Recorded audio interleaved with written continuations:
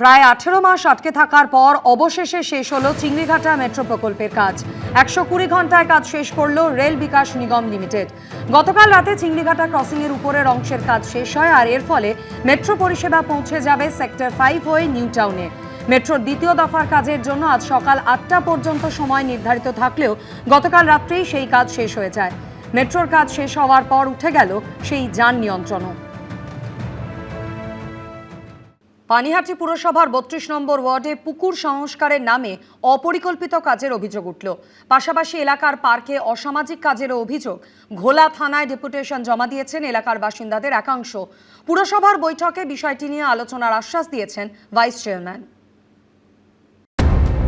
এলাকাবাসীর সাধের পুকুর ছেয়ে গেছে পানায়, জলে ভাসছে মদের বোতল, আশেপাশে জমে রয়েছে আবর্জনা স্তূপ। এই ছবি পানিহাটি পুরসভার 32 নম্বর ওয়ার্ডের। অভিযোগ, এলাকার জলাশয় সংস্কারের নামে আরও ক্ষতি করেছে পুর কর্তৃপক্ষ। জলাশয়টা ছিল আমাদের কাছে একটা সম্পদ, হঠাৎ সংস্কারের নামে এর পুরো জলটাকে খালি করে দিল। অবৈজ্ঞানিক এবং অপরিকল্পিতভাবে 4 তলা সমান একটা জেসিবি মেশিন এই নরম পাড়ের উপর দিয়ে চালিয়ে গোটা অঞ্চলে ধস নামিয়ে দিয়েছে। জেসিবির চাপে এভাবেই আড়াআড়ি ফাটল ধরেছে রাস্তায়। পুকুরের গার্ডওয়ালের গা লাগোয়া রাস্তার একাংশ ভেঙে বসে গেছে। আমরা এই মুহূর্তে রয়েছি পানিহাটি পুরসভার 32 নম্বর ওয়ার্ড ঘোলা সি ব্লক লেখা। সেখানে দেখা যাচ্ছে প্রকাণ্ড জলাশয়, সেই জলাশয়ের সংস্কারের নামে এলাকায় রীতিমতো তাণ্ডব চালানো হয়েছে। আর এই মুহূর্তে যে দেখা যাচ্ছে জলাশয় সংলগ্ন রাস্তা, সেখানে ফাটল দেখা দিয়েছে এবং রাস্তার পাশে যে সমস্ত বড় বড় গাছ কেটে ফেলা হয়েছে। 30 বছরের সব মোটা মোটা গাছ, সেই গাছ কেটেছে ভোরবেলায় অত্যন্ত অন্যায়ভাবে। হাটের 4খানা সিঁড়ি ভেঙে দিয়েছে। গোটা পুকুরটাকে আজকে একটা জলাশয়, বদ্ধ জলাশয়ে পরিণত করেছে। সংস্কারের কাজে যে গলদ ছিল মেনে নিয়েছেন তৃণমূল পরিচালিত পানিহাটি পুরসভার ভাইস চেয়ারম্যানও। যে ইঞ্জিনিয়ার কাজ করাচ্ছে তার অভিজ্ঞতাটা থাকা উচিত ছিল। ইঞ্জিনিয়ার বলবে এই কাজ এইভাবে হবে, ইঞ্জিনিয়ার দেখেনি, রাস্তায় ফাটল ধরেছে, সে ভেঙে গেছে, ওই পাড় ভেঙে গেছে। সিআইসি মিটিং আছে 28-29 তারিখে, আমরা সেখানে তুলব। এখানেই শেষ নয়, এলাকার বাসিন্দাদের একাংশের অভিযোগ, পুকুর লাগোয়া পার্কে সন্ধে হলেই শুরু হয় অসামাজিক কাজকর্ম। দিনের পর দিন চুপ থাকলেও রাজ্যের সরকার বদলাতেই এবার গর্জে উঠেছেন বাসিন্দারা। রবিবার ঘোলা থানায় জমা দিয়েছেন ডেপুটেশন। এখানে দিন রাত অসামাজিক কাজ চলছে। সন্ধ্যা হলেই সব মদ আড্ডা নিয়ে বসে পড়ে। পুলিশকে আজকে আমরা জানিয়েছি এই বিষয়টা, পুলিশ বলেছে তারা স্টেপ নেবে। রাজ্যে পালাবদলের পর একে একে মুখ খুলতে শুরু করেছেন সাধারণ মানুষ। ঠিক একই ছবি ধরা পড়ল পানিহাটি পুরো এলাকার 32 নম্বর ওয়ার্ডে। তাদের বক্তব্য যে জলাশয় সংস্কারের নামে এলাকায় যে তাণ্ডব চালানো হয়েছে, গাছ কাটা হয়েছে, রাস্তায় ফাটল ধরানো হয়েছে, তার প্রতিবাদে তারা সরব হয়েছেন। ক্যামেরায় শুভঙ্কর লাহার সঙ্গে সমীরণ পাল, এবিপি আনন্দ, উত্তর 24 পরগনা।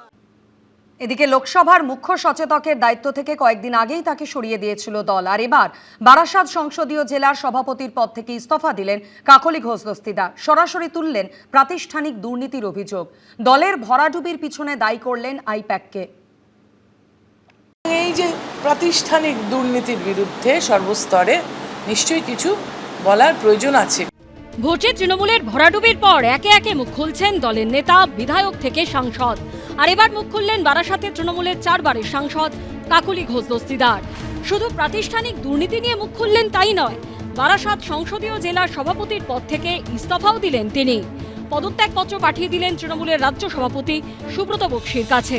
পদত্যাগপত্রে স্পষ্ট করে তিনি লিখেছেন, পশ্চিমবঙ্গে সাম্প্রতিক সময়ে অপরাধ ও দুর্নীতির কিছু উদ্বেগজনক ঘটনা সাধারণ মানুষের মনে স্বাভাবিকভাবেই প্রশ্ন ও আশঙ্কা সৃষ্টি করেছে।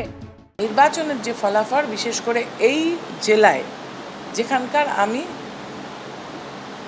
সাংগঠনিক সভাপতি, আমাকে কিন্তু তার দায়ভার নিয়ে নৈতিক অধিকার আমার আছে যে এটা স্বীকার করে নেওয়া যে নিশ্চয়ই আমারও কোনো ভুলভ্রান্তি আছে দল পরিচালনায়, যার জন্য এই রেজাল্ট হয়েছে। আর বিধানসভা ভোটে বিপর্যয়ের পেছনে আরও অনেক তৃণমূল নেতা নেত্রীদের মতো কাকলি ঘোষ দস্তিদারের নিশানাতেও রয়েছে তৃণমূলের ভোট কুশলী সংস্থা আইপ্যাক। হঠাৎ করে কোনো ভুঁইফোড় সংস্থা আসলো, তারা এসে ধমকালো। সবচেয়ে বড় কথা যে এইখানে এসে এইখানে বসে ধমকে যাচ্ছে। আমি রাজনীতি করছি ধরুন 40-42 বছর, একটা মেয়ের বয়স 22 বছর, সে এসে এখানে ধমকে যাচ্ছে। সর্বনাশ করার মূলে যদি কেউ থাকে তাহলে ওই সংস্থা। বাচ্চা ছেলেমেয়েরা কিভাবে আমাদেরকে কর্মীদেরকে হেনস্থা করেছে, কর্মীদেরকে গালমন্দ করেছে, এবং ওনাদের চালিত পথ নিশ্চয়ই সঠিক ছিল না। বারাসাত সংসদীয় জেলা সভাপতির পদ থেকে দেওয়া ইস্তফাপত্রে কাকুলি ঘোষ দস্তিদার আরও লিখেছেন, সৎ নিষ্ঠাবান পুরনো কর্মীদের নিয়ে কাজ করলে দলের ভাবমূর্তি উজ্জ্বল হবে বলে মনে হয়। 2011-এ ক্ষমতায় আসার পরে তৃণমূল কংগ্রেস তারা দলে এসেছে। কালীঘাটে দলের লোকসভা ও রাজ্যসভার সাংসদদের সঙ্গে বৈঠক করেন তৃণমূল নেত্রী মমতা বন্দ্যোপাধ্যায়। সেই বৈঠকে বারাসাতের সাংসদ কাকুলি ঘোষ দস্তিদারকে সরিয়ে লোকসভার মুখ্য সচেতকের দায়িত্বে ফেরানো হয় শ্রীরামপুরের সাংসদ কল্যাণ বন্দ্যোপাধ্যায়কে। এরপর কাকুলি ঘোষ দস্তিদার সোশ্যাল মিডিয়ায় পোস্ট করেন, ৭৬ থেকে পরিচয়, ৮৪ থেকে পথ চলা শুরু, 4 দশকের আনুগত্যের জন্য আজ পুরস্কৃত হলাম। এর 10 দিনের মধ্যে বারাসাত সংসদীয় জেলা সভাপতির পদ থেকে ইস্তফা দিলেন কাকুলি ঘোষ দস্তিদার। অন্যদিকে এই দিনই আবার তৃণমূলের দমদম লোকসভার সংসদীয় জেলার সভাপতি হিসেবে নাম ঘোষণা করা হলো মদন মিত্রর। তাহলে কি পুরনোতেই আস্থা রাখছে তৃণমূল? সমীরণ পালের রিপোর্ট, এবিপি আনন্দ। উনি এসেছিলেন আমাকে হারাতে, আপনারা হারিয়ে ব্যাক টু প্যাভিলিয়ন করেছেন। রবিবার নন্দীগ্রামের ধন্যবাদ জ্ঞাপন সভা থেকে এই ভাষাতেই মমতা বন্দ্যোপাধ্যায়কে কটাক্ষ করলেন শুভেন্দু অধিকারী। বললেন, মাননীয়া যে বুথে ভোট দেন মিত্র ইনস্টিটিউশন, সেই 4টে বুথেও ওকে আমি হারিয়েছি। আমি করব ভরসা রাখুন, কেন্দ্রীয় সরকার দু হাতে সাহায্য করছে, কিছুদিনের মধ্যে দাঁড় করিয়ে দিতে পারবো আমাদের এই প্রিয় সোনার বাংলাকে। পশ্চিমবঙ্গে প্রথমবার সরকার গড়েছে বিজেপি। মুখ্যমন্ত্রী হিসেবে শপথ নিয়েই গেছিলেন নন্দীগ্রামে, আর রবিবার সেখানে ধন্যবাদ জ্ঞাপন সভা করলেন শুভেন্দু অধিকারী। আপনারা নিশ্চিন্ত থাকুন, যে স্বপ্ন আপনারা দেখেছেন আমাকে বা আমাদেরকে কেন্দ্র করে, যে 2021-এ আপনারা তৎকালীন রাজ্যের মুখ্যমন্ত্রীকে হারিয়ে 1956 ভোটে জিতিয়েছিলেন, আমি শুভেন্দু অধিকারী আপনাদের ঋণ আমি এবারে শোধ করব। এদিন নন্দীগ্রামের সভা থেকে ভবানীপুরে মমতা বন্দ্যোপাধ্যায়কে হারানোর প্রসঙ্গও শোনা যায় শুভেন্দু অধিকারীর গলায়। ভবানীপুরে লড়েছিলাম, উনি এসেছিলেন আমাকে হারাতে, আপনারা হারিয়ে ব্যাক টু দি প্যাভিলিয়ন করেছেন। এবারে আমাকে দল বলল, আপনি কি ওর পাড়ায় গিয়ে দাঁড়াবেন? আমি বললাম হ্যাঁ। আমি ওখানে লড়লাম, 15,105 ভোটে হারিয়েছে। শুধু হারানো নয়, মাননীয়া যে বুথে ভোট দেন মিত্র ইনস্টিটিউশন, সেই 4টে বুথেও উনাকে আমি হারিয়েছি। শুধু উনার বুথে নয়, উনার জনাব ফিরাদ হাকিম, তার 82 নম্বর ওয়ার্ডে আমি 14,000 ভোট লিড নিয়েছি। ভবানীপুর ও নন্দীগ্রামে জোড়া আসনেই জয়ী হন শুভেন্দু অধিকারী। নিয়ম অনুযায়ী একটি আসন ছাড়তে হয়েছে তাকে, ফলে কিছুদিনের মধ্যেই ফের ভোট হবে নন্দীগ্রামে। এদিনের সভা থেকে আগামী দিনে পূর্ব মেদিনীপুরে জয়ের মার্জিন আরও বাড়ানোর লক্ষ্যমাত্রা ছুঁড়ে দেন শুভেন্দু অধিকারী।